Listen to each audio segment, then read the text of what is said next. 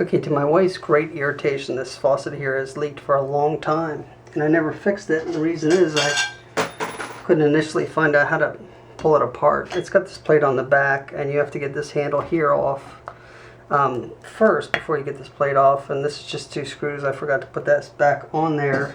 I wanted to tell you how to do it. But on YouTube, they don't have a way to pull this off.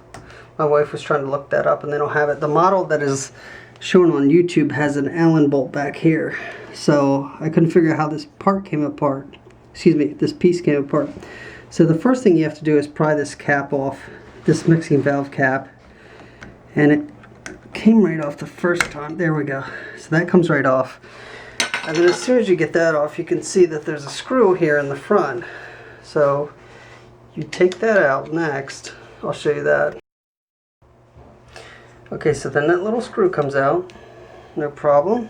I'm just gonna put that in there and hope it doesn't disappear. Then this little plastic piece comes off, pulls right off, and then the whole handle comes off. Whoops, sorry. This comes out next, this piece that goes in there. Sorry about that, I forgot. And then the handle comes off. You just wiggle it off. Okay. So once you get to this part, you know, what do, right? Because you got to get in there. So obviously there's nothing in the front here that comes off, so it took me a minute. So you pull this off, and you can see on here there's 2 distinct edges, right? This piece here is smaller than this piece, so that lets you know that there must be threads in there. So I initially tried to get it off there. I was pretty sure that's the way it came off.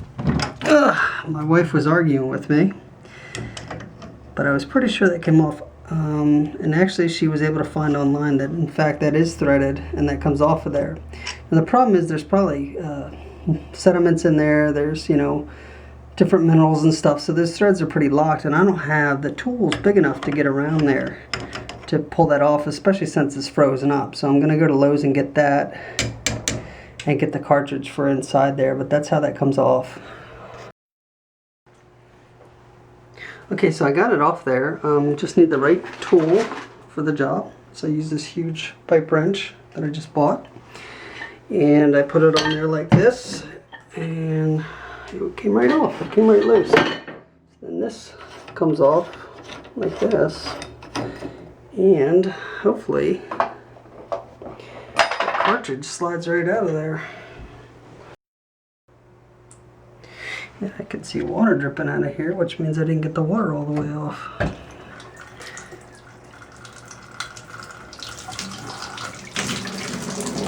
Oh, didn't get the water all the way off. Let me go turn it off. Okay, I didn't tell you the symptom of the shower before, but it was just a leak when the shower's off. So I decided to get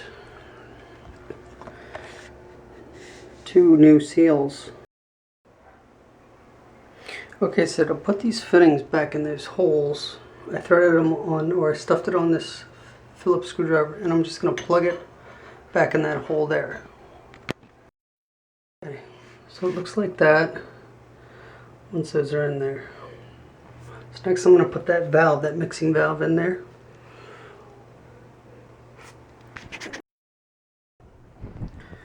Okay, so this mixing valve just slides in there, goes in like this with these holes at the top and bottom. That's the off position. There's a tab right there that this fits into. So that's in there like that. Okay, next we're going to put this piece on.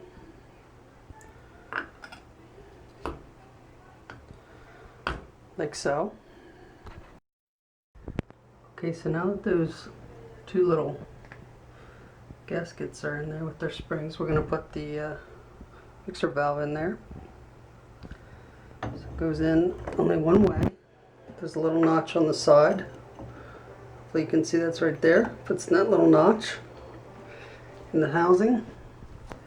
Then we're going to take this ring and we're going to spin it back on. And I'm going to tighten it. I'll get back with you.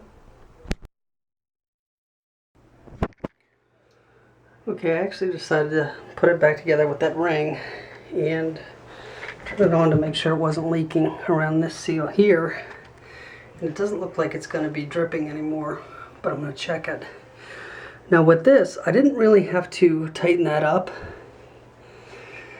I tried to tighten it with that pipe wrench, but I didn't put a lot of pressure on it because it seemed like it was seated. So you don't really have to tighten this very tight when you put it back together. But I'll put this handle back on here. And I'm going to turn the faucet on and back off and make sure it doesn't leak, doesn't drip like it was. Okay, so it's not dripping. So I think those little seals fixed it, which is nice because that diverter valve was, or mixer valve, excuse me, was like 80 bucks. And those little seals that I just replaced, which are these little guys, these are the old ones, were like 7. So I'm going to go ahead and put it back together now. This has been tightened, then I put this guy on there, then I put this ring on here. And I'm going to tighten up these screws, and then I'm going to put the rest of the handle back together. Okay, so now that I have this ring on, it's screwed down, I'm going to put the handle on next. Okay, and that only goes on either this way or this way, and it actually goes on that way. Excuse me, sorry about that. It is threaded. So, just like that. Then we're going to put... Okay, sorry. Goes like that.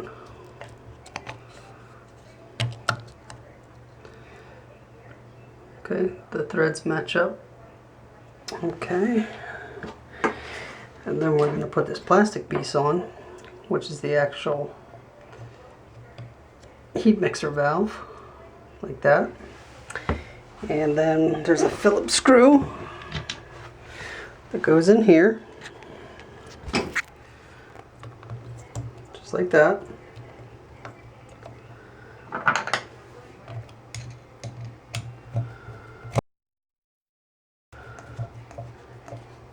Okay, so that's your heat mixing valve. And then you just pop this cap on here on the front, and I'm going to turn the camera off for that. Okay, so it goes just like that. I turned the camera off so I could pay attention to what I'm doing. So let's try it. That works.